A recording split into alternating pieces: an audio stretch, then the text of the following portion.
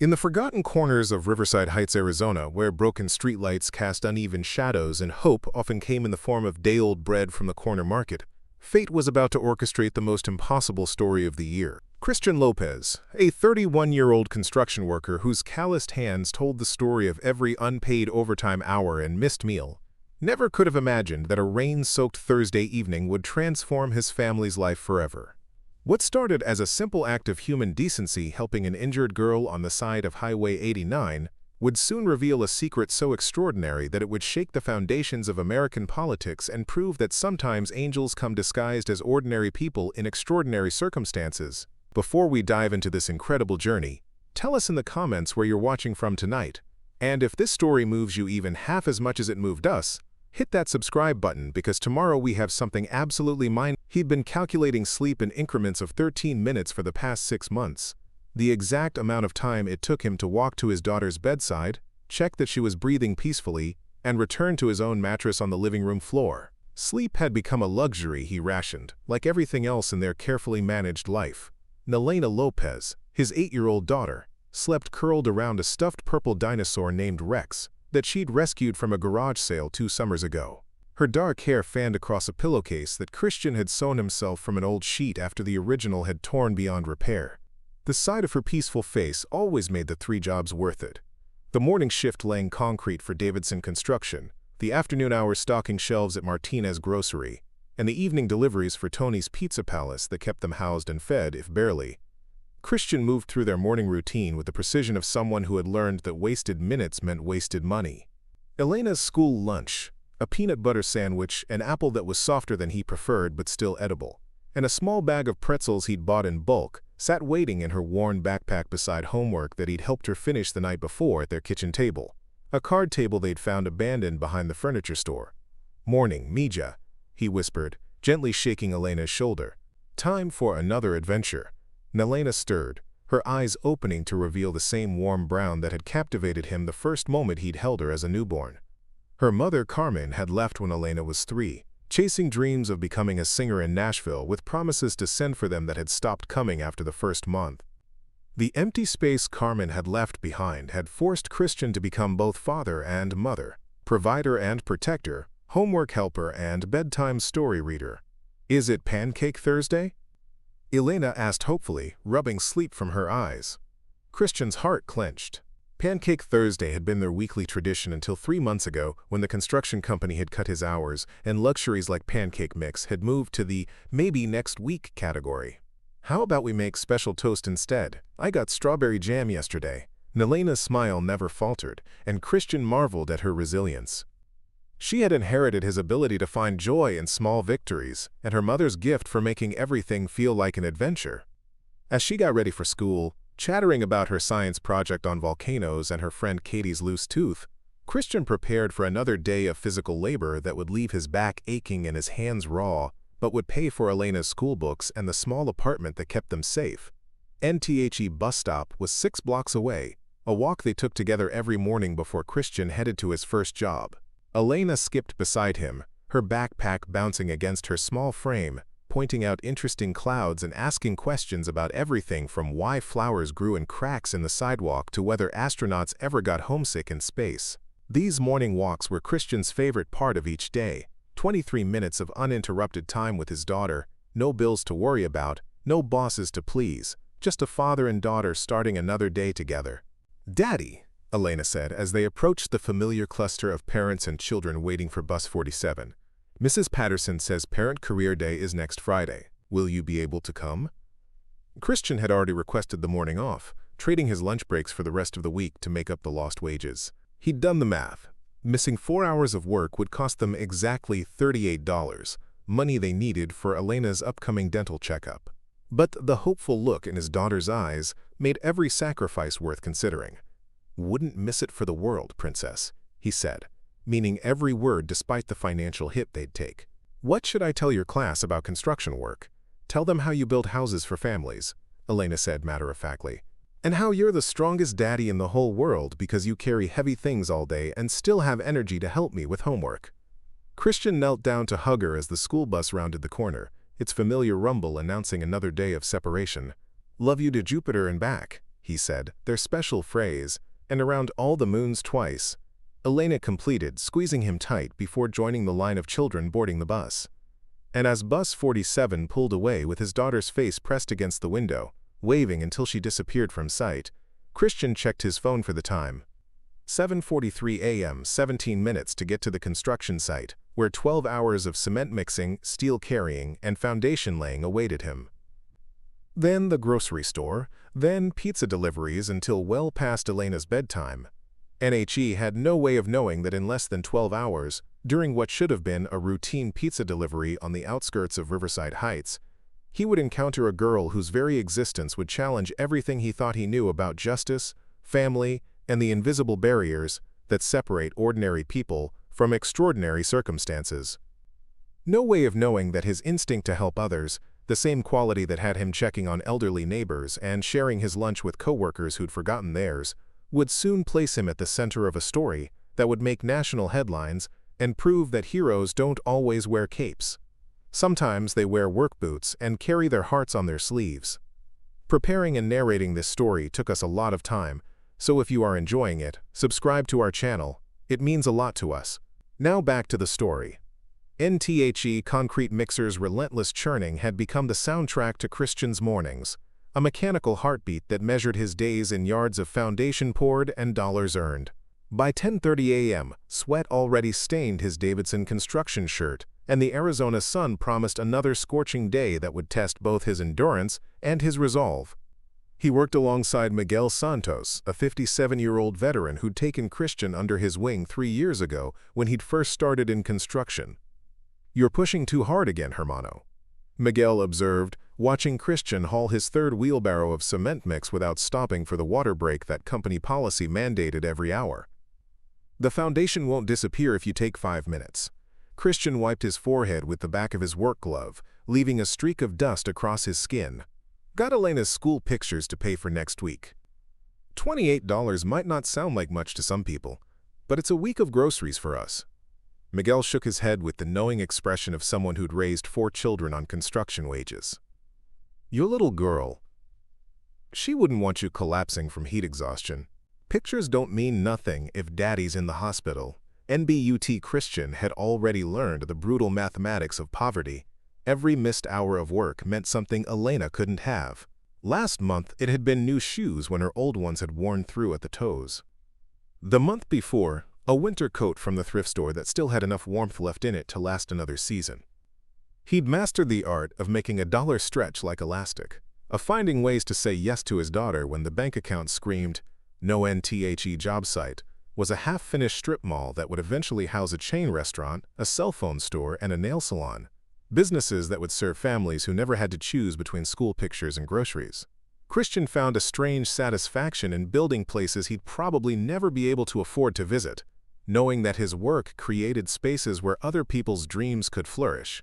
At 2:15 p.m., he clocked out of Davidson Construction and drove his weathered Honda Civic, a 2006 model with 247,000 miles, and a passenger door that required a specific technique to open across town to Martinez Grocery. The transition from construction worker to grocery clerk required a quick change of clothes in the employee bathroom and a mental shift from physical labor to customer service and MRs. Rodriguez, the store manager, had been accommodating about his schedule, understanding that single parents often needed flexible arrangements to survive. "Christian, we got a big delivery of canned goods today," she said as he tied his store apron. "Could use your help in the back before the afternoon rush." NTHE stockroom work was methodical and peaceful compared to the chaos of the construction site. Christian found rhythm in organizing shelves, checking expiration dates, and ensuring that families shopping on food assistance could find the nutrition they needed at prices they could afford. He understood the careful calculations these customers made, the way they compared unit prices and counted items in their carts, because he made the same calculations every time he shopped. At 4:30, during his 15-minute break, Christian called Mrs. Henderson, Elena's after-school babysitter, a retired teacher who charged half her usual rate because she'd grown fond of Elena's enthusiasm for learning. "How's my girl doing today?" "Oh, Christian, she's wonderful as always," Mrs. Henderson's warm voice carried through the phone. "She finished her volcano project and wanted me to tell you that she used baking soda and vinegar to make it erupt." Very scientific, she said. And she's been practicing her reading with that library book about space exploration. Christian smiled, feeling the familiar warmth that thoughts of Elena always brought. Tell her I'll be there by 6:30 to pick her up, and we'll work on her spelling words before dinner. Take your time, dear. She's perfectly content here. We're making paper airplanes and testing which designs fly the farthest. NBY 6:45 p.m. Christian had Elena buckled into the back seat of the Honda, listening to her animated description of her day while he mentally prepared for his evening shift at Tony's Pizza Palace. The pizza delivery job was different from his other work. Instead of building or stocking, he spent his evenings driving through Riverside Heights neighborhoods, delivering dinner to families who could afford the convenience of having food brought to their door. "And Daddy, can we get pizza tonight?" Elena asked as they pulled up to their apartment building, a question she asked hopefully every evening when he left for Tony's. "How about we make our special quesadillas instead?" Christian suggested, knowing that his employee discount at Tony's was reserved for special occasions and that the ingredients for quesadillas cost a fraction of what a delivered pizza would. "You can help me melt the cheese just how you like it." Their apartment building was a faded yellow complex called Desert Palms, despite the absence of any palm trees and questionable desert theming. Their unit, 2B, was on the second floor with a view of the parking lot and Mrs. Vasquez's impressive vegetable garden that she tended in defiance of the landlord's rules about tenant modifications. Inside their small home, Christian and Elena had created a space that felt larger than its square footage suggested. Elena's artwork covered the refrigerator and most of one wall, creating a gallery of her imagination, drawings of space adventures, family portraits featuring just the two of them, and elaborate scenes of underwater cities populated by friendly dolphins. The living room served multiple purposes: Christian's bedroom at night, Elena's homework space in the evening, and their entertainment center where they watched nature documentaries from the library on an old television that required strategic antenna positioning. "Can you check my math homework while I change clothes?" Elena asked, already heading toward their shared bedroom where her small bed sat beside Christian's dresser and the stack of work clothes that would need washing this weekend. Christian reviewed her worksheet at their kitchen table, marveling at how quickly she absorbed new concepts. Her teacher, Mrs. Patterson, had mentioned during their last conference that Elena showed exceptional promise in mathematics and science, suggesting enrichment programs that Christian knew they couldn't afford, but that he filed away for future possibilities. At 7:20 p.m., Christian kissed Elena goodbye and left her in Mrs. Henderson's capable care for the evening shift that would keep him busy until nearly midnight. As he drove toward Tony's Pizza Palace, he thought about Elena's career day presentation request and wondered what he could possibly say to a classroom full of children about the dignity of work that many people considered beneath notice. NHE had no way of knowing that tonight's pizza deliveries would take him to the edge of Riverside Heights, where expensive homes gave way to empty desert highways. No way of knowing that his commitment to helping others, the same instinct that made him check on elderly customers carrying heavy grocery bags and offer rides to coworkers whose cars had broken down, would soon place him in the path of a mystery that would challenge everything he thought he knew about the distance between his world and the corridors of power in Washington, D.C. CNTHE Honda's engine struggled against the desert wind as Christian navigated the winding road toward Copper Canyon Estates, an exclusive gated community where pizza deliveries were rare, but Tony had handed him the order with a knowing smile. 2 large pizzas, breadsticks, and a dessert pizza totaling $87, the kind of order that usually came with a $20 tip if Christian was lucky. "Rich folks out in Copper Canyon," Tony had said, counting out Christian's delivery bag supplies. "They probably tip more on one pizza than most people spend on dinner, but watch out for those desert roads, especially with this storm coming in. Weather service says we might get flash floods tonight." Christian checked his phone. 9:42 p.m. Elena would already be asleep at Mrs. Henderson's house, probably curled up with Rex and one of her library books about astronomy.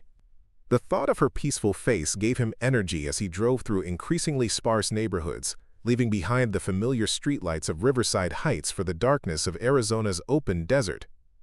NTHE radio crackled with a weather alert. Flash flood warning in effect for Maricopa County until 6 a.m. Friday. Motorists are advised to avoid low-lying areas and never attempt to cross flooded roadways. Christian turned up the volume, noting the coordinates mentioned in the alert. Copper Canyon was just outside the main warning zone, but the road he was traveling would take him through several washes that could become dangerous quickly. Thunder rumbled overhead as the first fat raindrops splattered against his windshield.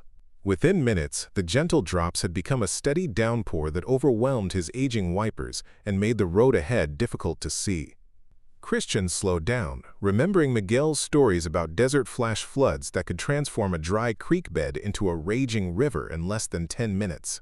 NTHE GPS on his phone directed him onto a smaller road that wound through rocky terrain dotted with saguaro cacti and desert brush. This was the back entrance to Copper Canyon Estates, a route that avoided the main guardhouse but required drivers to navigate several miles of unlit road before reaching the gated community. Christian had used this route before during busy nights when the main entrance had too much traffic.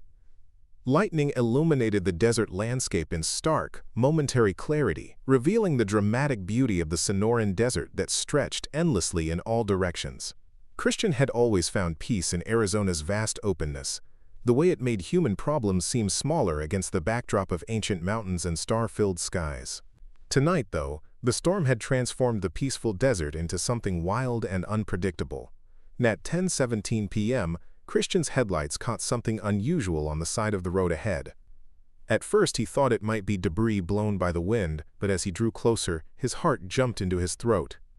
A figure was lying motionless beside the asphalt, partially hidden by desert scrub brush. Christian pulled over immediately, his emergency flashers casting red light across the rain-soaked pavement.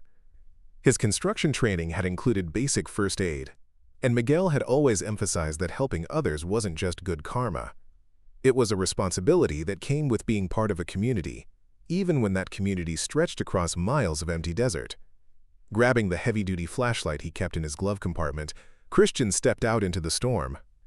Rain immediately soaked through his Tony's Pizza Palace uniform shirt, and wind whipped sand against his face as he approached the figure. As his flashlight beam steadied, he realized it was a young girl, maybe 12 or 13 years old, wearing clothes that seemed expensive even in their current rain-soaked state. "Hey there," Christian called out gently, kneeling beside her while keeping his flashlight positioned so it wouldn't shine directly in her eyes. "Can you hear me? My name is Christian, and I'm here to help." NTHE girl stirred slightly, her eyelids fluttering open to reveal striking green eyes that seemed familiar, though Christian couldn't place why. She appeared to be conscious but disoriented, with a nasty scrape along her left temple and what looked like a sprained ankle based on how she winced when she tried to move. I don't know where I am," she whispered, her voice barely audible above the wind. There was a car, and then everything went dark.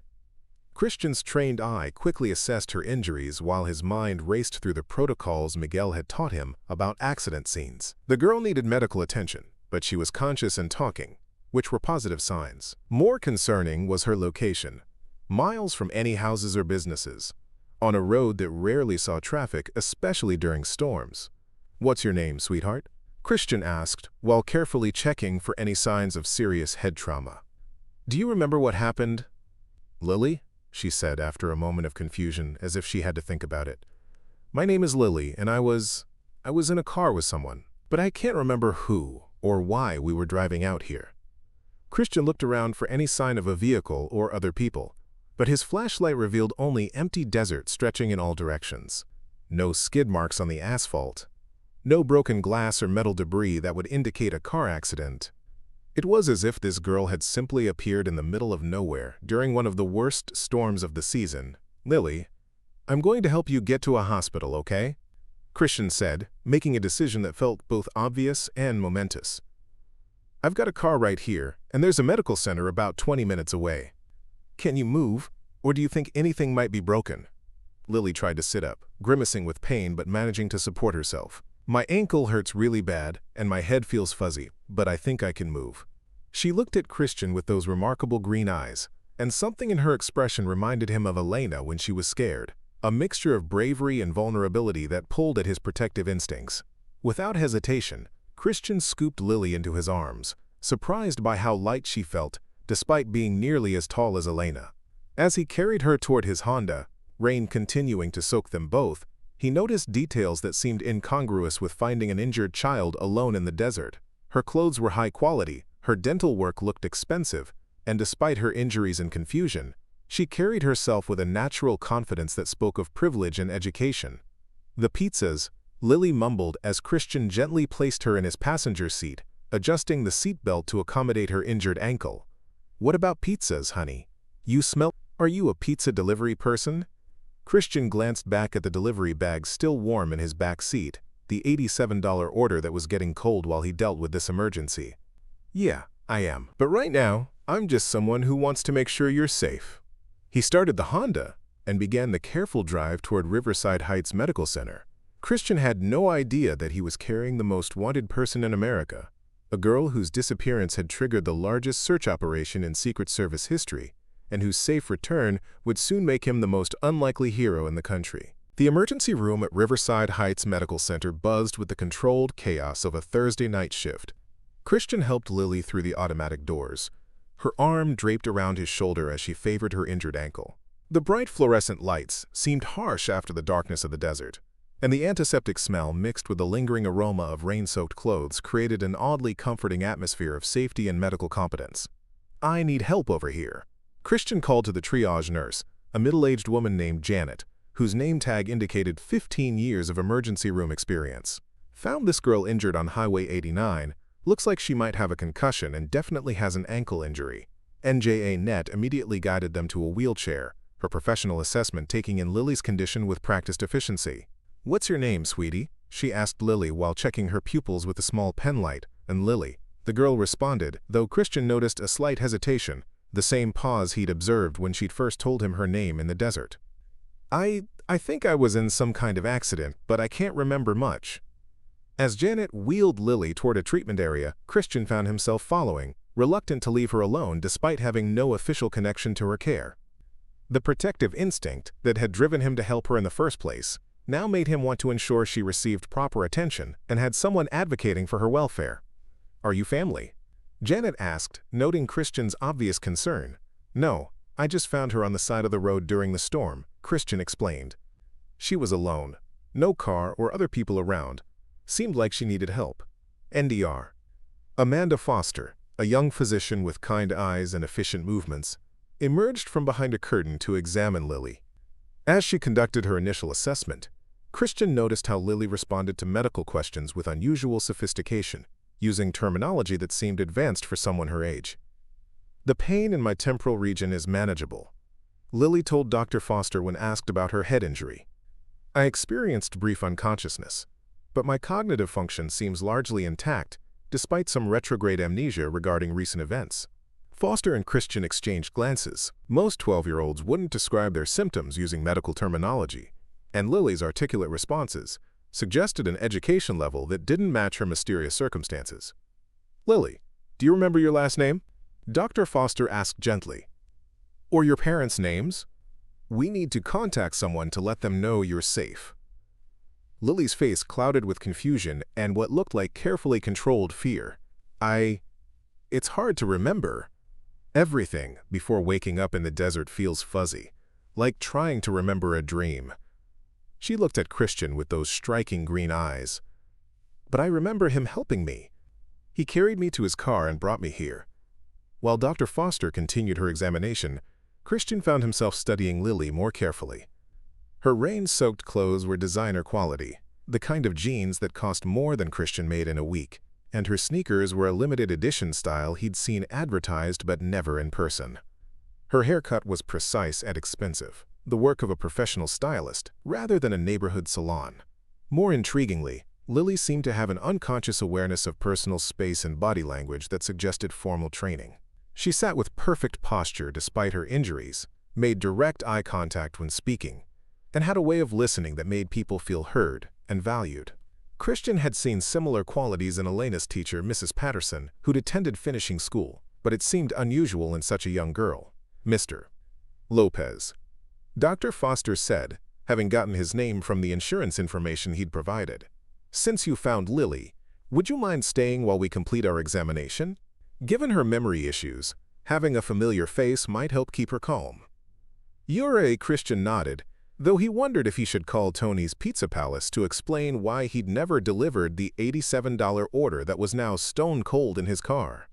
The thought seemed trivial compared to ensuring this girl received proper care, but he also knew that missing deliveries without explanation could cost him his evening job. NAs, if reading his thoughts. Lily spoke up. "Christian, you mentioned pizza delivery. Did I make you miss work by helping me?" "Don't worry about that," Christian assured her, though he appreciated her consideration. "Right now, the important thing is making sure you're okay. Most adults would be angry about losing money," Lily observed with startling maturity. "You're different. You remind me of—" She paused, her expression becoming distant. "I can't remember who you remind me of, but it's someone important, NDR." Foster completed her preliminary examination and stepped aside to consult with Christian privately. "Her injuries are consistent with a fall or minor accident. The ankle is sprained but not broken, and the head injury appears to be a mild concussion. What concerns me more is her memory loss and the circumstances under which you found her." "What do you mean?" Christian asked. A well-dressed, obviously well-cared-for child alone in the desert during a storm, with no vehicle or other people around. Either she wandered away from an accident scene, or someone left her there intentionally. We're required to contact Child Protective Services and local law enforcement when we encounter situations like this. And Christian felt a chill that had nothing to do with his rain-soaked clothes. Something about Lily's careful responses and the way she seemed to be weighing every word suggested there might be more to her story than simple accident or abandonment in drive. "Foster," Lily called from the examination table, "may I speak with Christian privately for a moment?" NTHE doctor hesitated, then nodded. "Just for a few minutes. We'll need to proceed with our protocols soon." When they were alone, Lily's carefully maintained composure cracked slightly. "Christian, I need to tell you something, but I'm scared. What if the people looking for me aren't the people who should find me?" "What do you mean, Lily?" "I keep having flashes of memory. Men in dark suits, cars with tinted windows, people talking about keeping me safe but making me feel like a prisoner." Her green eyes filled with tears. "I think I was running away from something when I got hurt.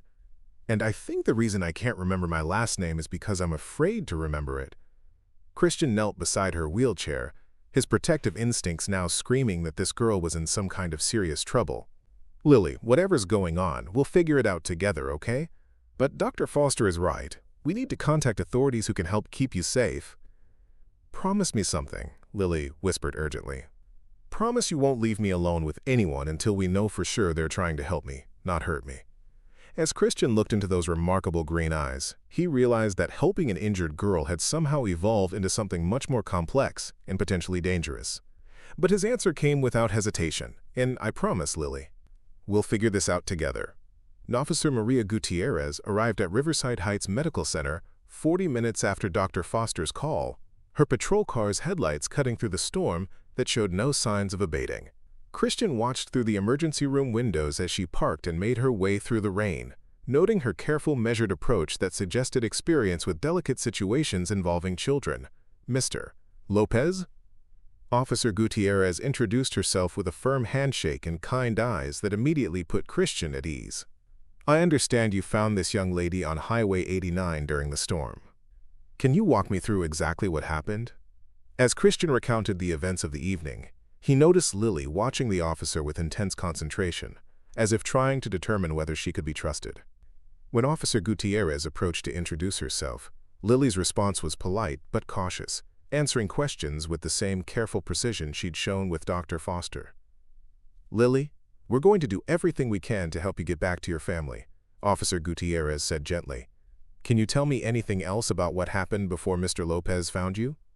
Even small details might help us figure out where you came from." Lily closed her eyes, her brow furrowing with concentration. "I remember being in a car, a big black car with really dark windows. There were at least 2 men in the front seat, and they were talking about keeping me safe until something was over, but I didn't feel safe. I felt scared." She opened her eyes, looking directly at Officer Gutierrez. "I think I might have jumped out of the car when it slowed down. That's probably how I got hurt." Christian felt his stomach drop. A 12-year-old girl jumping from a moving vehicle suggested desperation that went far beyond typical family conflicts or teenage rebellion. Officer Gutierrez's expression became more serious as she made notes in her report. "Lily, did these men hurt you or threaten you in any way?" the officer asked. "Not exactly," Lily said carefully. "They weren't mean to me, but they wouldn't answer my questions about where we were going or when I could go home." She paused, touching her temple where the scrape was now covered with a neat bandage. "Officer Gutierrez, what happens if my family doesn't come looking for me?" The question hung in the air with devastating simplicity. Christian found himself wondering what kind of circumstances would lead to a child fearing that her own family wouldn't search for her. Or worse, what if the people who should be protecting her were the ones she was running from? NDR. Foster returned with Lily's test results, her expression professionally neutral, but concerned. "The good news is that your concussion is mild, and your ankle should heal completely with rest and proper care. However, given your memory issues and the circumstances, we'd like to keep you overnight for observation. Will Christian be able to stay?" Lily asked immediately, her composure cracking to reveal the frightened child beneath her mature exterior. "I'm not family, Lily," Christian said gently, though her request touched something deep in his protective instincts. "Officer Gutierrez and the hospital staff will take good care of you. But you promised you wouldn't leave me alone with anyone until we knew they were trying to help me," Lily reminded him, her green eyes filling with tears. "Please don't break your promise." Officer Gutierrez and Dr. Foster exchanged glances, recognizing the genuine trust that had developed between Christian and Lily in their short time together. "Mr. Lopez," Officer Gutierrez said, "would you be willing to stay until we can locate Lily's family or arrange appropriate care? Sometimes having a familiar face helps children feel more secure during medical observation." And Christian thought about Elena sleeping peacefully at Mrs. Henderson's house, about his construction shift that started in 7 hours, about the pizza delivery job he'd already blown and would need to explain to Tony. Then he looked at Lily's face, seeing the same vulnerability that Elena sometimes showed when she was scared or overwhelmed.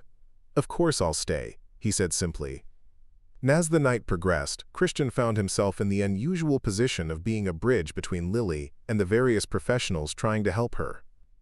She seemed to trust his judgment about who was safe to talk to and when to share information. During quiet moments, she opened up to him in ways that revealed both her intelligence and her fear. "Christian, can I tell you something without you thinking I'm crazy?" Lily asked around midnight when the emergency room had quieted and they were alone in her observation room. "You can tell me anything, Lily. I think I know why those men had me in their car, and I think I know why I'm so scared to remember my last name." She took a deep breath. "I keep having these flashes of memory, big white buildings, people calling me Miss instead of just Lily, men with earpieces following me everywhere I go." Christian felt a chill of recognition, though he couldn't quite place why her description seemed familiar. "What do you think that means?" "I think my family might be important, like government important. And I think something bad happened that made those men think they needed to take me somewhere safe. But I didn't want to go." Lily's voice dropped to a whisper. "What if the people looking for me are more dangerous than the people I was running from?" Before Christian could respond, Officer Gutierrez appeared in the doorway with an expression that mixed relief and concern. "Lily, we may have some good news. We've been checking missing person reports, and there's been significant activity from federal agencies about a missing girl matching your description." Lily's face went pale. "What kind of federal agencies?" "The kind that protect very important people," Officer Gutierrez said carefully. "Lily, I need to ask you directly. Is there any chance your family works in government? Specifically, at a very high level?" Christian watched as Lily's carefully maintained composure finally crumbled completely. Tears streamed down her face as she nodded slowly. "My dad always told me that keeping me safe was the most important job in America," she whispered. I think he might have been telling me the truth in ways I never understood." And as the implications of Lily's words sank in, Christian realized that his simple act of helping an injured child had somehow placed him at the center of what might be a national security situation. Looking at this brave, scared girl who had trusted him with her safety, he knew there was no going back now.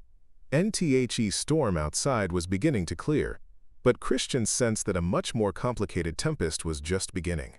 The sound of approaching helicopters broke through the pre-dawn quiet at 4:23 a.m., their rotors cutting through air that still carried the smell of desert rain.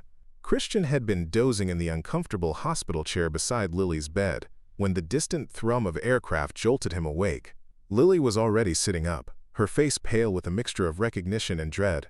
"They found me," she whispered, her green eyes fixed on the window where searchlights were beginning to sweep across the hospital parking lot. "Christian, I need you to know something before they get here. My real name isn't just Lily." Before she could continue, the hospital's overhead intercom crackled to life. "All staff report to stations. We have federal agents requesting immediate access to the building. This is not a drill." And Christian's phone buzzed with a text from Mrs. Henderson. "Christian, are you okay? The news is saying there's some kind of emergency at the hospital, and Elena is worried because you never came home."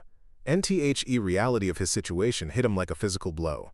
Elena would be waking up soon, expecting her father to pick her up for their usual morning routine, unaware that he'd spent the night at the center of what was rapidly becoming a federal incident. He quickly typed back, "I'm safe. Emergency came up. We'll explain everything soon. Kiss Elena for me." "Christian," Lily said urgently, "whatever they tell you about me, please remember that I'm still just the scared girl you found in the desert. That part is real, even if everything else is complicated." Heavy footsteps echoed in the hallway outside, accompanied by the crisp voices of people accustomed to being in charge. Officer Gutierrez appeared in the doorway, flanked by 3 individuals in dark suits whose presence immediately changed the atmosphere of the small hospital room. "Any Mr. Lopez," said a tall woman with silver hair and eyes that missed nothing. "I'm Agent Sarah Mitchell with the United States Secret Service. I need to speak with you about the young lady you found last night." Secret Service. Christian's construction worker understanding of federal agencies was limited, but he knew enough to realize that the Secret Service protected only the most important people in the country. He looked at Lily, seeing her shrink back against her hospital pillows as if trying to disappear. "Lily," Agent Mitchell said, her voice softening as she approached the bed. "We've been looking for you. Your father is very worried." "Is he really?" Lily asked with surprising bitterness. "Or is he worried about how my disappearance affects his approval ratings?" Agent Mitchell's expression remained professionally neutral, but Christian caught a flicker of something, sympathy perhaps, that suggested this wasn't a typical missing child case. "Elizabeth, your safety is everyone's primary concern right now." "Elizabeth." Not Lily. Christian felt pieces of a puzzle clicking into place with nauseating clarity. Elizabeth, the president's daughter. The girl who appeared occasionally in carefully staged photo opportunities but was otherwise kept out of the public eye for security reasons. The most protected child in America had been lying injured in a desert storm, trusting a pizza delivery driver to keep her safe. "Mr. Lopez," Agent Mitchell continued, "we need to understand exactly how you encountered Elizabeth, and what she may have told you about her circumstances." "Her name is Lily," Christian said firmly, surprising himself with his boldness in correcting a federal agent. "And she told me she was scared and needed help. That's all I needed to know." Elizabeth Lily gave him a grateful look that strengthened his resolve. Whatever complex political situation had led to this moment, his concern remained focused on the well-being of the frightened girl who had trusted him. "Sir, with respect, this is a matter of national security," said one of the other agents, a younger man whose impatience was barely concealed. "We need to debrief both you and Elizabeth immediately." "Debrief?" Christian stood up, his protective instincts overriding any intimidation he felt. "She's 12 years old and has a concussion. She needs rest, not an interrogation." NDR. Foster chose that moment to enter the room, her medical authority providing a welcome buffer against the federal tension. "Agents, my patient has sustained a head injury and needs continued observation. Any questioning will need to be brief and conducted in a manner that doesn't compromise her medical care." Agent Mitchell nodded respectfully. "Of course, doctor. Elizabeth, can you tell us what happened yesterday? We know you left the secure location where you were staying, but after that, the trail goes cold." Elizabeth looked at Christian before answering, as if drawing strength from his presence. "I was being held at some kind of safe house outside Phoenix. They said it was for my protection because of threats against Dad, but I felt like a prisoner. When I asked to call him, they said he was too busy with the crisis to talk to family, What crisis? Christian found himself asking, though he immediately wondered if civilians were allowed to ask such questions. Agent Mitchell hesitated, then seemed to make a decision. There have been credible threats against the president's family. The security detail was following established protocols by moving Elizabeth to a secure location. But they wouldn't tell me anything. Elizabeth continued, her voice growing stronger. They treated me like cargo instead of a person. When the car stopped at a gas station, I ran. I know it was stupid, but I just wanted to feel like I had some control over my own life. Christian watched the agents exchange glances, recognizing the complex situation they faced. This wasn't a simple kidnapping or child endangerment case. It was a 12-year-old girl rebelling against security measures that were probably necessary but felt suffocating to someone her age. Elizabeth, Agent Mitchell said gently, running away from protective custody put you in serious danger. If Mr. Lopez hadn't found you, but he did find me, Elizabeth interrupted. And he didn't care who my father was or what kind of political problems my disappearance might cause. He just saw someone who needed help and decided to help. She looked directly at Christian. Do you know how rare that is in my world? The weight of her words settled over the room. Christian thought about Elena, who lived in a world where kindness was common, and people helped each other without calculating political advantages. He couldn't imagine growing up in an environment where simple human decency was noteworthy. Mr. Lopez, Agent Mitchell said, we're going to need you to come with us for a more detailed debriefing. This situation has implications that extend far beyond what happened last night. What kind of implications? Christian asked, though he was beginning to understand that his life had changed irrevocably the moment he'd stopped to help an injured girl in the desert. Before Agent Mitchell could answer, Christian's phone rang. The caller ID showed Tony's Pizza Palace. Reality crashed back over him. He still had a job to explain his absence to, a daughter who needed breakfast and a ride to school, and a construction shift that started in 3 hours. Son, I need to take this, he said, stepping toward the window. Elena needs to know I'm okay. As he answered the phone, Christian caught Elizabeth watching him with an expression of wonder, as if she was witnessing something magical in his simple concern for his daughter's well-being. In that moment, he realized that saving the president's daughter might have been the easy part. Now he had to figure out how to protect his own daughter from the storm that was about to engulf their quiet life in Riverside Heights. The Federal Command Center materialized in Riverside Heights Medical Center's administrative wing with startling efficiency. Within 2 hours of the Secret Service's arrival, Agent Mitchell's team had transformed Dr. Foster's conference room into a high-tech operation hub, complete with encrypted communication equipment, multiple computer screens, and a direct line to Washington, D.C. Christian found himself at the center of it all, still wearing his rain-stained Tony's Pizza Palace uniform, answering questions that seemed to carry weight far beyond his understanding. Mr. Lopez, I need you to think carefully, Agent Mitchell said, reviewing her notes for the 3rd time. During your time with Elizabeth, did she mention any specific names, locations, or details about the people who were transporting her? Christian rubbed his temples, exhaustion making it difficult to concentrate. He'd managed a brief phone call with Elena, reassuring her that he was helping someone and would pick her up from Mrs. Henderson's house as soon as possible. But each question from the federal agents seemed to generate 3 more, and his simple act of roadside assistance was being dissected like evidence in a major investigation. She mentioned men in dark suits, a black car with tinted windows, and that they were taking her somewhere for her safety. Christian repeated patiently, but she was scared and confused. She seemed more afraid of the people who were supposed to be protecting her than of being alone in the desert. Agent Rodriguez, the younger agent who had shown impatience earlier, leaned forward intently. Did she give any indication that she recognized her captors?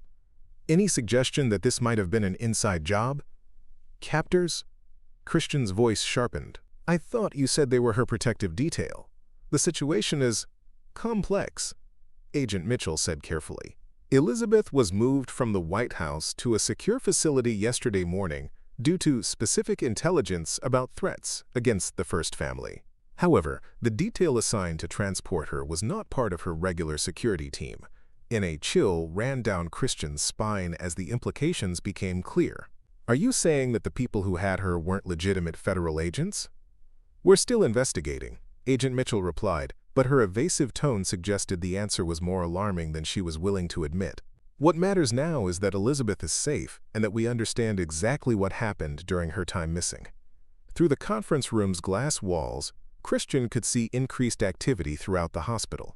More federal agents had arrived, along with technicians setting up additional security equipment.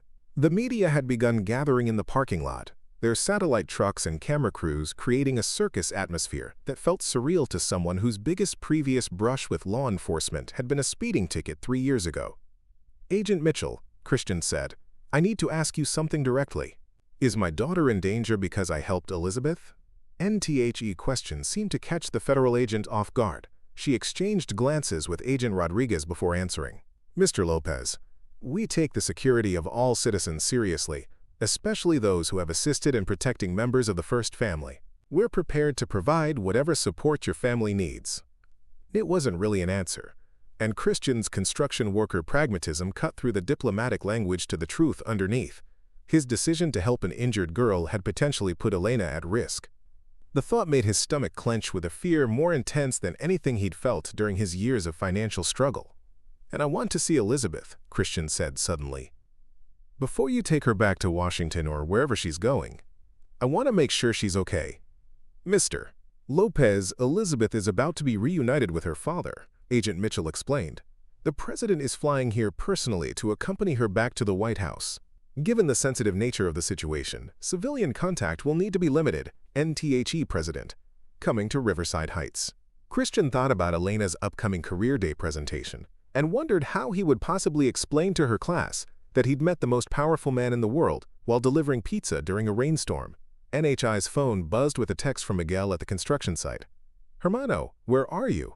Boss is asking questions, and there are news trucks outside your apartment building. Everything okay? Christian showed the message to Agent Mitchell, who frowned as she read it. The media attention is escalating faster than we anticipated. Mr. Lopez, we're going to need to discuss witness protection protocols. Witness protection? Christian's voice rose despite his efforts to stay calm. For helping an injured kid? For being the civilian who discovered the president's daughter after she escaped from what appears to have been an attempted kidnapping?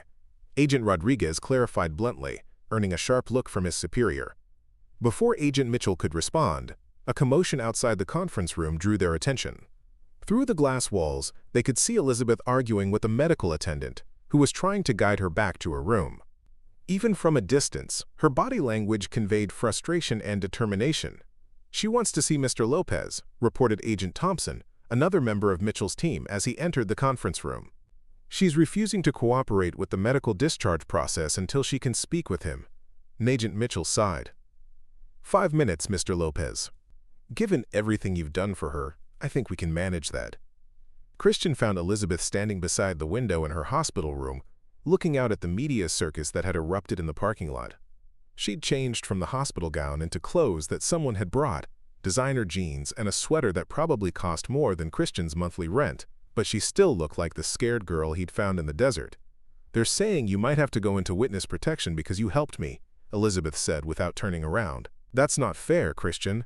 Your daughter needs her father, and you shouldn't have to disappear because you decided to be a good person.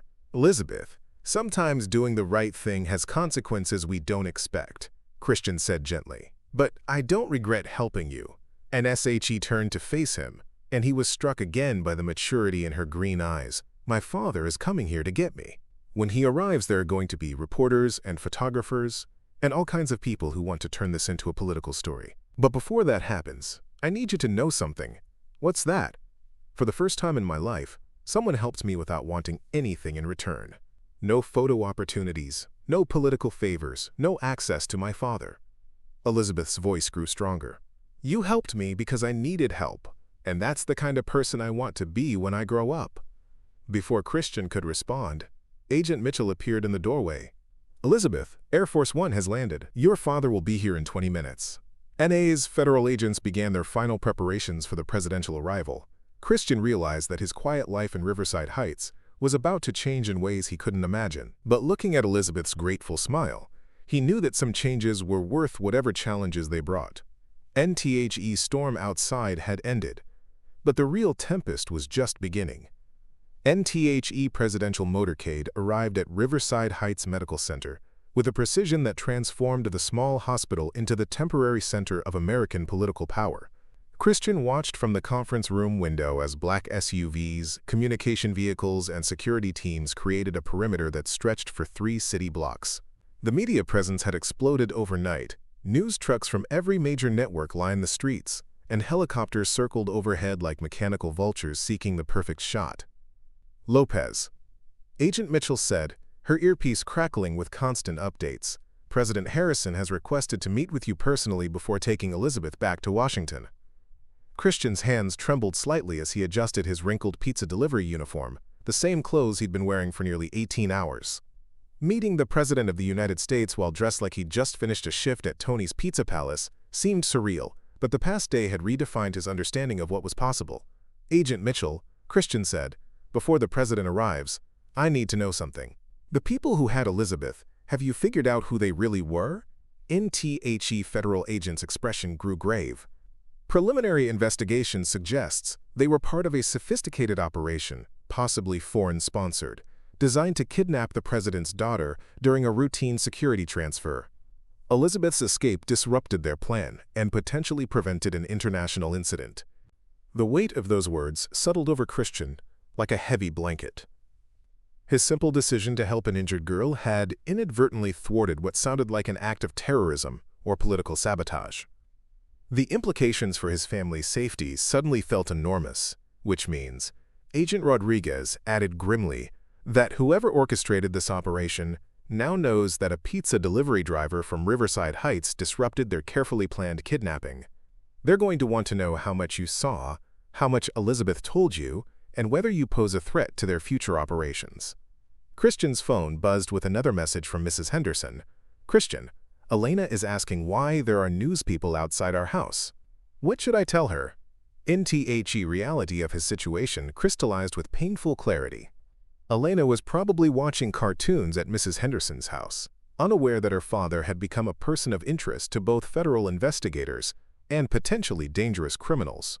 His 8-year-old daughter's biggest worry yesterday had been her volcano science project. Today, she might need federal protection. And Agent Mitchell, I need to make arrangements for my daughter, Christian said urgently. She's with my neighbor, but if these people are as dangerous as you're suggesting, already in progress, Agent Mitchell assured him, we have agents en route to secure both Elena and Mrs. Henderson. They'll be brought here under protective escort. Before Christian could respond, the hospital's atmosphere changed dramatically. Secret Service agents took positions throughout the building. Communication equipment hummed with increased activity, and the very air seemed to vibrate with the presence of ultimate political power.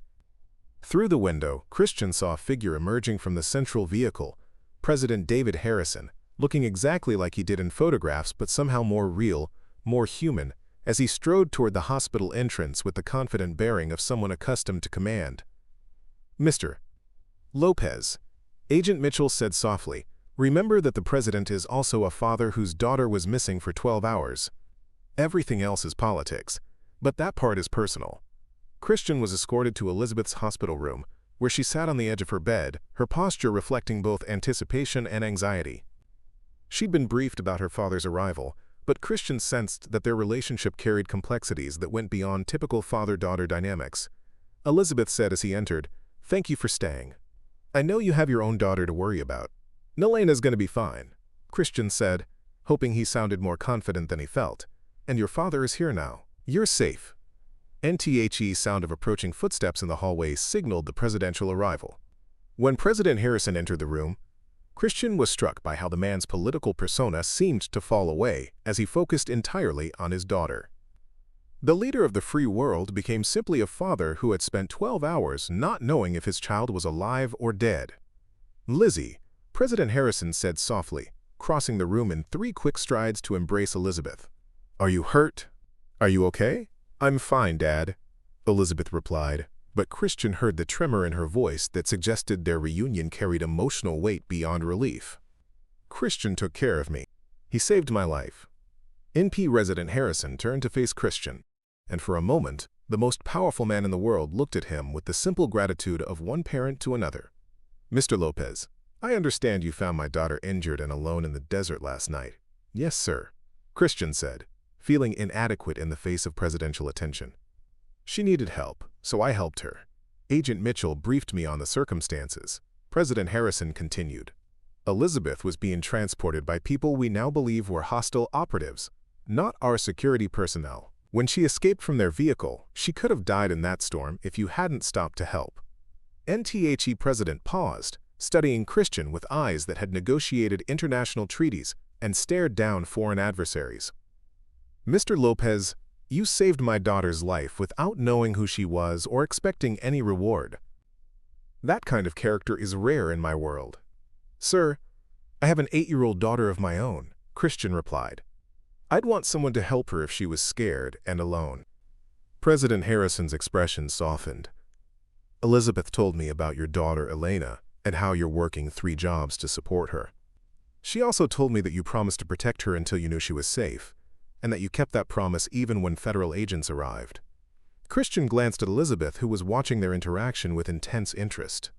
She was scared and needed someone to trust. That's all that mattered. Lopez.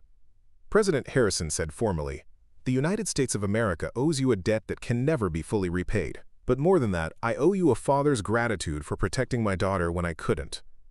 Before Christian could respond, Agent Mitchell's earpiece crackled with urgent communication.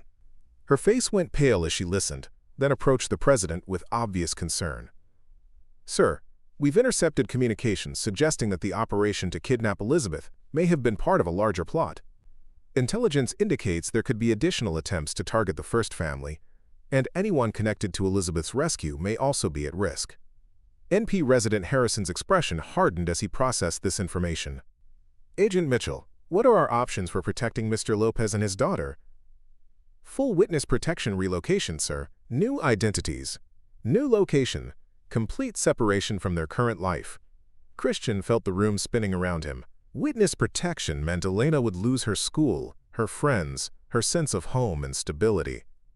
It meant abandoning Mrs. Henderson, Miguel, and everyone who had helped them build their life in Riverside Heights. It meant becoming different people to survive the consequences of his decision to help a stranger. There has to be another way, Christian said desperately.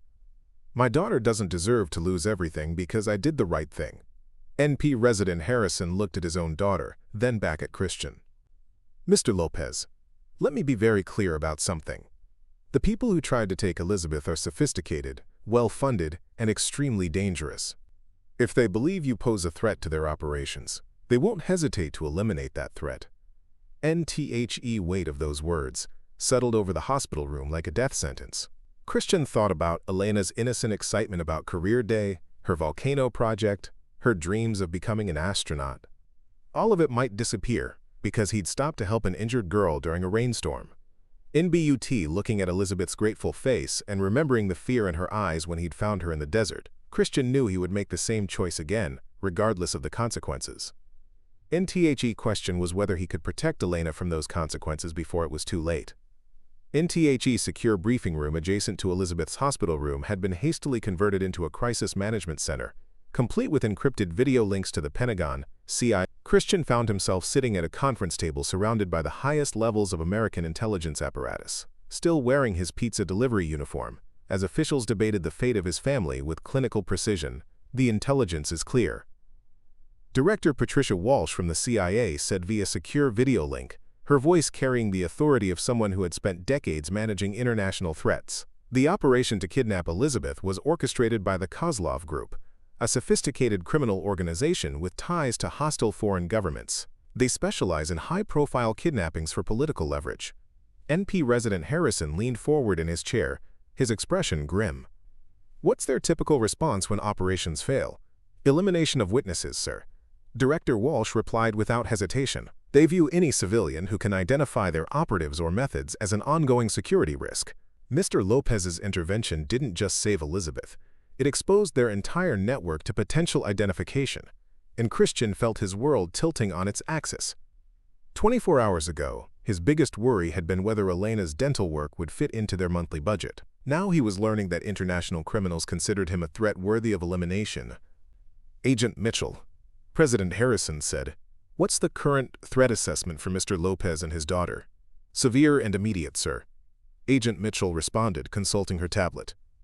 We've identified at least 3 Kozlov operatives, who remain unaccounted for since the failed kidnapping. Intelligence suggests they're likely regrouping to assess how much Mr. Lopez knows and whether he poses an ongoing risk to their organization. Through the briefing room's reinforced windows, Christian could see additional Secret Service agents taking positions throughout the hospital. The media circus outside had grown exponentially, with news helicopters maintaining constant aerial surveillance and reporters broadcasting live updates about the pizza hero who had saved the president's daughter. And Sir, Christian interrupted, his voice hoarse with exhaustion and fear. My daughter Elena is 8 years old. She's innocent in all of this. Whatever risks I face because of my choices, she shouldn't have to pay for them. NP resident Harrison's expression softened slightly. Mr. Lopez, Elena is already being brought here under protective escort. We're treating her safety as a matter of national security. But what does that mean for her future? Christian pressed. Does she lose her childhood, her friends, her chance at a normal life because her father helped your daughter? NTHE room fell silent as the weight of Christian's questions settled over the assembled officials. Elizabeth, who had been quietly listening from a chair near the window, suddenly spoke up. And Dad, there has to be something we can do, she said, her voice carrying a determination that reminded Christian of Elena when she was advocating for something important. Christian gave up everything to protect me. We can't let him lose everything because of it. Elizabeth, the situation is complex. President Harrison began, but his daughter interrupted him. No, it's not complex, Elizabeth said firmly. It's simple. Good people helped me when bad people were trying to hurt me. Now the good people are in danger because they helped me. We protect the good people. Director Walsh's voice crackled through the secure link. Mr. President, we're prepared to offer Mr. Lopez and his daughter full witness protection with premium placement, new identities, financial support, relocation to a secure community with excellent schools and employment opportunities. Christian thought about Elena's excitement that morning about showing him her volcano project, about her friendship with Katie and her loose tooth, about Mrs. Henderson's grandmotherly care and Miguel's protective mentorship. Witness protection would erase all of it, turning Elena into a different person with a different history. What if I refuse the protection? Christian asked quietly. Agent Rodriguez shifted uncomfortably in his chair. Mr. Lopez, with respect, that would be tantamount to suicide. The Kozlov group has successfully eliminated witnesses in 17 countries. They have resources, patience, and absolutely no regard for collateral damage. Including children, Director Walsh added grimly. They've used family members as leverage before. NTHE threat to Elena hit Christian like a physical blow. His decision to help an injured girl had somehow placed his own daughter in the crosshairs of international criminals who viewed children as acceptable targets.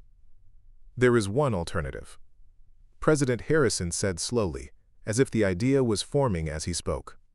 Mr. Lopez, how would you feel about working directly for the United States government? NTHE's suggestion seemed to surprise everyone in the room, including Agent Mitchell. Sir, what exactly are you proposing? Christian Lopez has demonstrated exceptional character under pressure, President Harrison said, his tone becoming more confident as he developed the idea. He protected my daughter without knowing who she was or expecting reward. He kept his composure during federal questioning and showed genuine concern for Elizabeth's well-being over his own interests. Christian felt confused by the direction of the conversation. Mr. President, I don't understand what you're suggesting. I'm suggesting that instead of hiding you and Elena in witness protection, we bring you into the fold, President Harrison explained. A position within the Secret Service Community Liaison Program, with specialized training and federal protection that comes with the job, rather than because you're a witness. Director Walsh's image leaned forward on the screen. Sir, that's highly irregular. Mr. Lopez has no federal law enforcement background. He has something more valuable. Elizabeth interjected. He has the ability to recognize when someone needs help and the courage to provide it without calculating the personal cost. Agent Mitchell looked thoughtful. Actually, sir, there is precedent for civilians with unique qualifications being fast-tracked into federal positions when national security interests align with their skill sets. Christian's mind raced as he tried to process what was being offered. What would this mean for Elena? Would she be safe? Federal employees and their families receive comprehensive security protections, President Harrison explained. Elena would attend school in a secure environment, live in a protected community, but maintain her identity and her relationship with you. It's not witness protection, it's a career change that happens to come with premium security benefits. And if I'm working for the government, Christian said slowly, the Kozlov group would know that eliminating me would bring the full weight of federal investigation down on them. Exactly, Agent Mitchell confirmed. Killing a federal employee is a completely different level of risk than eliminating a civilian witness. Elizabeth stood up from her chair and walked over to Christian. You saved my life by taking a risk to help someone you didn't know. This could be a way to save Elena's life by taking a different kind of risk. And Christian looked at this remarkable girl who had somehow become the catalyst for the most important decision of his life. In her green eyes, he saw both gratitude for what he had done and hope for what he might choose to do next. Mr. President, Christian said finally, if this job means Elena stays safe and gets to keep being Elena, then I accept. And as the room erupted in conversations about logistics, training, and security protocols, Christian realized that his life as a construction worker and pizza delivery driver was ending. But perhaps, in its place, something extraordinary was about to begin. NTHE Federal Safe House in Quantico, Virginia, felt like a prison disguised as a luxury hotel. Christian stared out the reinforced windows at manicured lawns that stretched to an electrified fence, watching Elena practice soccer kicks with Agent Thompson, while other federal personnel maintained discreet surveillance positions around the perimeter. 3 weeks had passed since they'd left Riverside Heights, and despite the government's promises of safety and new opportunities, Christian couldn't shake the feeling that they were living in a beautiful cage. And Daddy, when can we go home? Elena asked that evening as they sat in their assigned quarters, a 2-bedroom apartment that was nicer than anywhere they'd ever lived, but felt hollow without their familiar possessions and memories. She held Rex, her purple dinosaur, closer than usual, a sign that she was struggling with their dramatic change in circumstances. I don't know, Mija, Christian admitted, his heart breaking at the confusion in her eyes. The important thing is that we're safe here, but what about Mrs. Henderson, and my friends at school, and Miguel?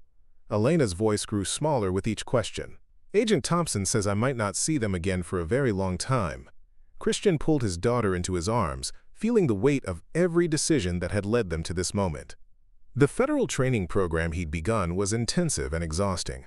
12 hours daily of firearms instruction, threat assessment, emergency protocols, and federal procedures. The instructors praised his natural instincts and quick learning, but Christian found it difficult to concentrate when Elena was clearly struggling with their isolation. Mr. Lopez, Agent Davis, their liaison coordinator, knocked on their door at precisely 8 p.m., his timing as regulated as everything else in their new life. There's been a development. You have a secure video call waiting in the communications room. Christian kissed Elena's forehead and left her with Agent Thompson, who had become her unofficial guardian during their stay. The communications room was a sterile space filled with encrypted equipment and multiple screens showing security feeds from around the facility. Christian, President Harrison's face appeared on the main monitor, his expression serious but not unsympathetic. How are you and Elena adjusting to the program? Honestly, sir, she's having a hard time, Christian replied, appreciating the president's direct question. Elena's 8 years old.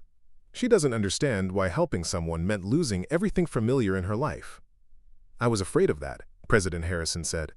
Christian, there's something I need to tell you about the investigation into the Kozlov group. Christian felt his stomach tighten.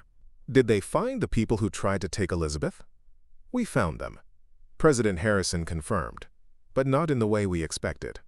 2 days ago, CIA operatives discovered that the 3 remaining Kozlov agents were found dead in a warehouse outside Phoenix. Execution style. NTHE news hit Christian like a physical blow. What does that mean for us? It means the immediate threat to your family has been eliminated, President Harrison continued. But it also means someone else was involved in this operation.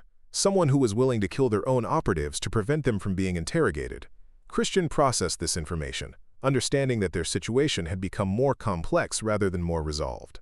Sir, are you telling me that we might be safer now, or that we're in more danger from whoever killed those agents? That's what we're trying to determine, President Harrison admitted.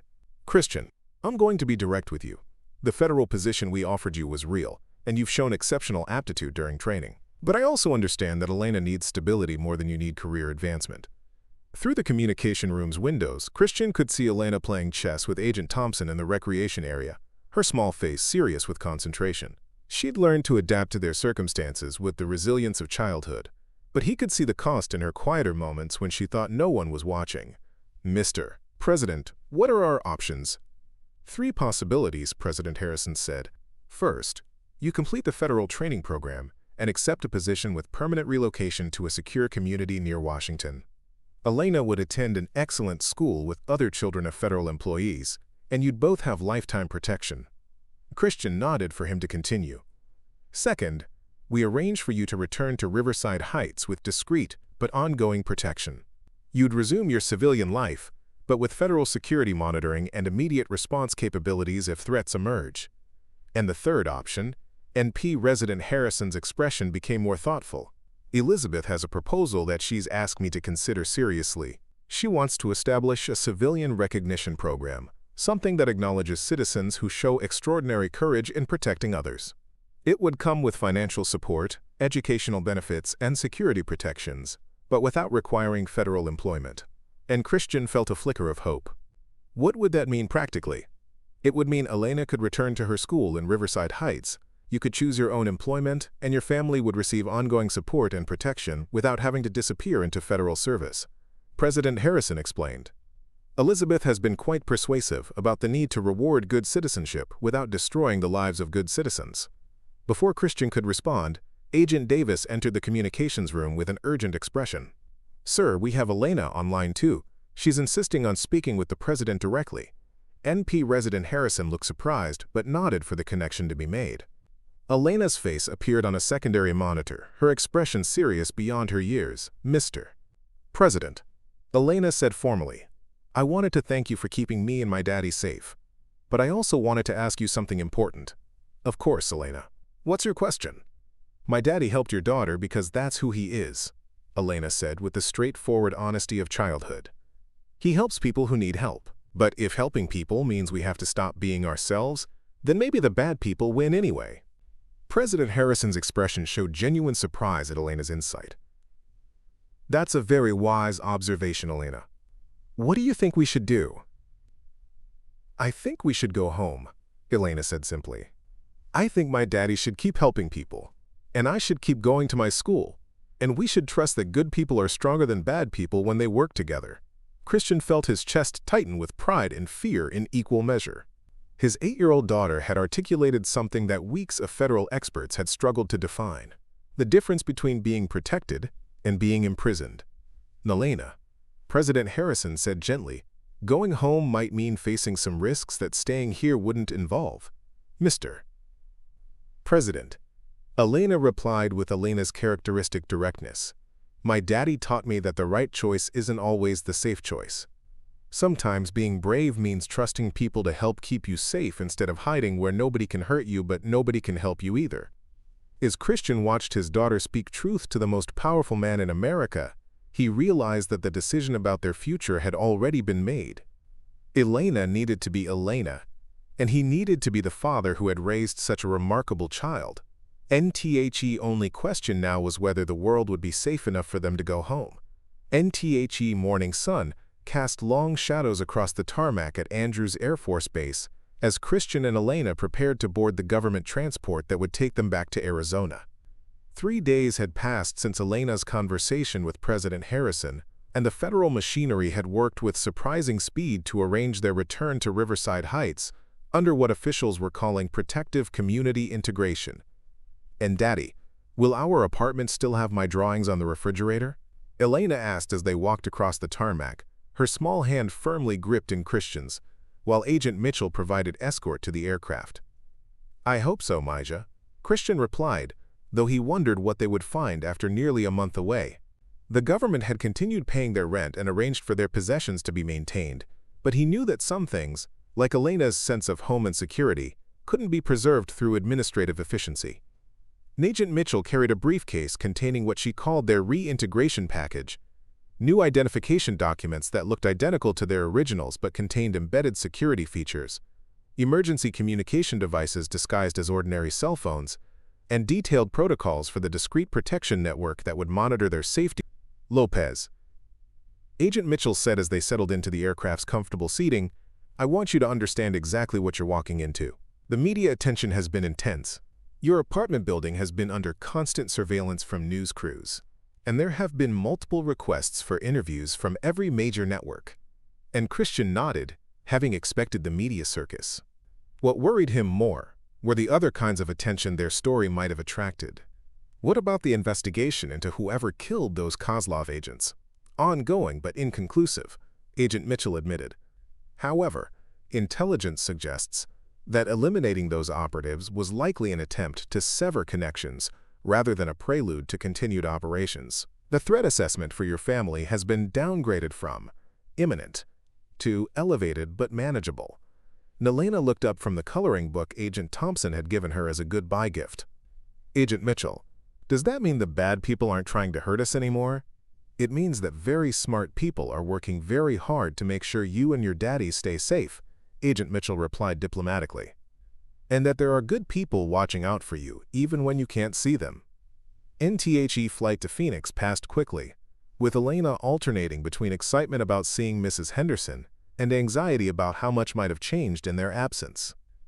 Christian found himself studying the briefing materials Agent Mitchell had provided, trying to understand the complex web of protection that would now surround their apparently normal life. The discrete security network included undercover agents positioned as new residents in their apartment complex, advanced surveillance systems monitoring all approaches to their building, and rapid response teams stationed within 5 minutes of their location. Elena would attend her original school, but with additional security personnel disguised as substitute teachers and maintenance staff. "It sounds like we're going to be living in a very safe fishbowl," Christian observed. "The goal is for the fishbowl to be invisible," Agent Mitchell assured him. "You should be able to resume normal life while knowing that help is always nearby if needed." When their plane touched down in Phoenix, Christian felt a rush of emotion he hadn't expected. The familiar desert landscape, the dry heat that greeted them as they exited the aircraft, even the particular quality of Arizona's sunlight. All of it felt like a homecoming after their month in the sterile security of Quantico and, "Look, Daddy." Elena pointed toward the terminal building where a small group of people waited behind security barriers. "Is that Mrs. Henderson?" Christian squinted against the bright sunlight and felt his heart lift. Mrs. Henderson stood waving enthusiastically, her gray hair styled for the occasion and her face beaming with joy. Beside her, Miguel Santos held a handmade sign reading, "Welcome home, hermano," in his distinctive block lettering, "And there's Katie." Elena exclaimed, spotting her school friend among the small crowd of neighbors and community members who had come to welcome them home. NTHE reunion was everything Christian had hoped for and more. Mrs. Henderson embraced Elena with tears in her eyes, while Miguel clasped Christian in a bear hug that conveyed months of worry and relief. Katie presented Elena with a carefully preserved volcano project that she'd maintained during their absence, and other neighbors offered stories about how they'd watched over their apartment and protected their belongings. "Christian, my boy," Mrs. Henderson said, holding Elena's hand while dabbing at her eyes with a tissue, "the whole neighborhood has been so proud of what you did, and so worried about you both." "Mrs. Rodriguez from the grocery store kept your job open," Miguel added. "And Tony says you can start delivering pizzas again whenever you're ready, though he jokes that you might be overqualified now." And as they made their way through the small crowd toward the waiting vehicles that would take them home, Christian noticed the discreet presence of federal protection. Additional people in casual clothes who moved with professional precision, unmarked vehicles positioned strategically throughout the area, and subtle modifications to the terminal's normal security procedures. "And Daddy," Elena whispered as they walked. "Is that going to make things weird?" Christian considered her question as they approached their escort vehicles. Their story had indeed made them celebrities of sorts. The pizza delivery driver who saved the president's daughter had become a symbol of ordinary heroism that had captured national attention. But beneath the media narrative, there was still just a father and daughter trying to build a good life together. "Elena, being special isn't about other people knowing your story," Christian said carefully. "It's about choosing to help people when they need help, even when it's hard or scary. You were special before any of this happened, and you'll be special no matter what people say about us. But now we get to be special with really good security." Elena observed with 8-year-old pragmatism, making Agent Mitchell smile despite her professional composure. As their convoy pulled away from the airport toward Riverside Heights, Christian felt cautiously optimistic about their future. They were going home, but home would now include layers of protection and attention that would change their daily reality in ways both visible and invisible. NTHE question was whether they could maintain their essential selves, the father and daughter who valued helping others and building community, while navigating their new status as protected citizens in a world that had become both safer and more complicated than before. NSIX months later, the morning routine at the Lopez household had found its new rhythm, blending. Christian woke at 5:30 a.m. in their same apartment at Desert Palms, though the building now featured subtle security enhancements that most residents never noticed. Reinforced entry points, discreet surveillance cameras, and a maintenance staff that included trained federal agents. Elena bounded into the kitchen wearing her school uniform, her backpack adorned with pins from the various educational programs she'd been invited to join since their story became public. The refrigerator still displayed her artwork, but now it also held a formal letter from the president, thanking her for her wisdom and courage, and an invitation to the White House Science Fair. "Daddy, Mrs. Patterson says I can present my project about desert survival at the state science competition," Elena announced, spreading peanut butter on her toast with the same enthusiasm she brought to every new opportunity. "I want to include the part about how you found Elizabeth using your construction knowledge about reading terrain." Christian smiled as he packed her lunch, noting how naturally Elena had integrated their extraordinary experience into her ordinary 8-year-old worldview. "That sounds like a great project, Mija. What's your hypothesis?" "That regular people who pay attention to their surroundings can be heroes when they need to be," Elena said matter-of-factly. "And that helping people is a skill you can practice, just like math or reading." NTHE doorbell rang at precisely 7:15 a.m., announcing the arrival of Agent Sarah Chen, who had become Elena's discreet school escort under the cover of being a graduate student researching childhood education. The protection detail had evolved over the months, from obvious federal presence to an invisible network that allowed them to live normally while remaining secure. "Good morning, Elena," Agent Chen said cheerfully, shouldering Elena's extra backpack that contained emergency communication equipment disguised as school supplies. "Ready for your presentation to the visiting astronomers today?" "I've been practicing all week," Elena replied, hugging Christian goodbye with their traditional love you to Jupiter and back exchange. "And Dr. Martinez from the university says he might have a summer internship program for kids who are interested in space exploration." And as Elena and Agent Chen headed toward the school, Christian reflected on how their lives had transformed in ways both dramatic and subtle. The federal civilian recognition program that President Harrison and Elizabeth had championed had provided them with financial security, educational opportunities, and meaningful work that aligned with Christian's values. NHI's new position, as Community Safety Coordinator for the Department of Homeland Security, allowed him to travel throughout Arizona, training first responders and community groups in emergency response and threat recognition. The work utilized his construction background, his instincts for helping others, and his hard-earned understanding of how ordinary citizens could make extraordinary differences in crisis situations. Christian Miguel called from the parking lot, where he waited beside his truck. Since the media attention had brought scrutiny to Davidson Construction, the company had won several high-profile government contracts, and Miguel had been promoted to site supervisor. Ready for another day of teaching bureaucrats how to recognize real emergencies? Today's assignment involved training federal employees at the Phoenix Regional Office in situational awareness and civilian assistance protocols. Christian had discovered an unexpected talent for translating street-level experience into actionable training programs, and his sessions had become popular throughout the federal system. "You know what's funny, Hermano?" Miguel said as they drove toward downtown Phoenix. 6 months ago, you were mixing concrete and delivering pizza.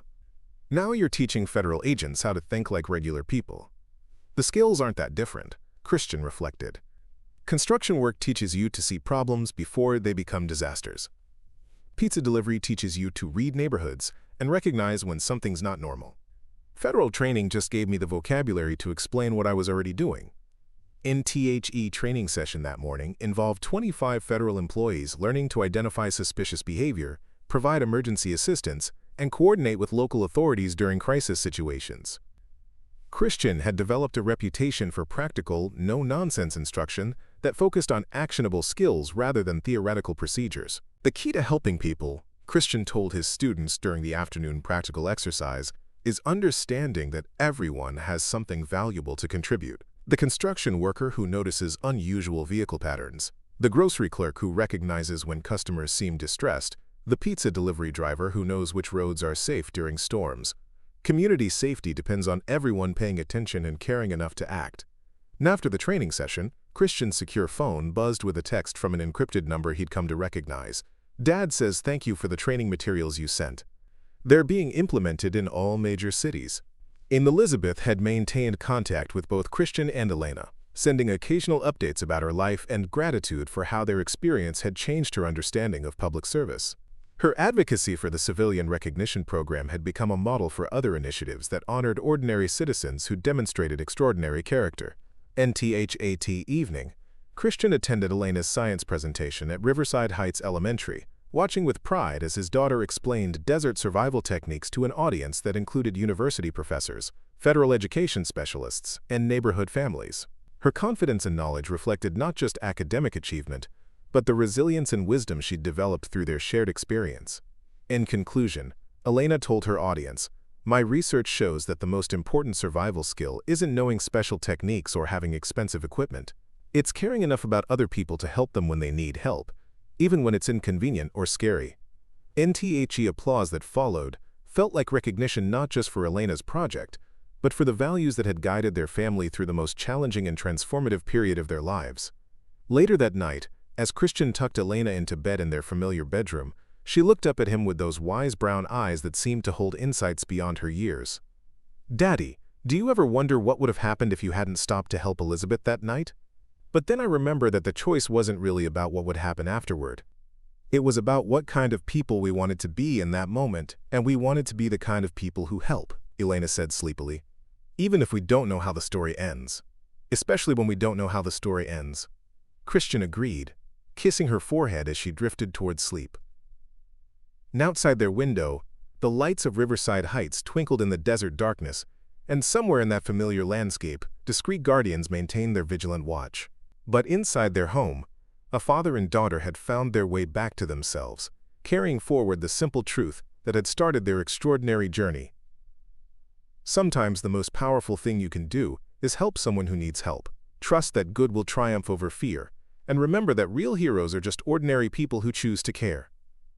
Their story had become a testament to the idea that in a world often divided by differences, the simplest acts of human kindness could bridge any gap and transform any life, including their own. If this one hits the mark, you won't want to pass these up. Just click and check them out. And don't forget to like, subscribe, and turn on the notification bell so you don't miss any upload from us.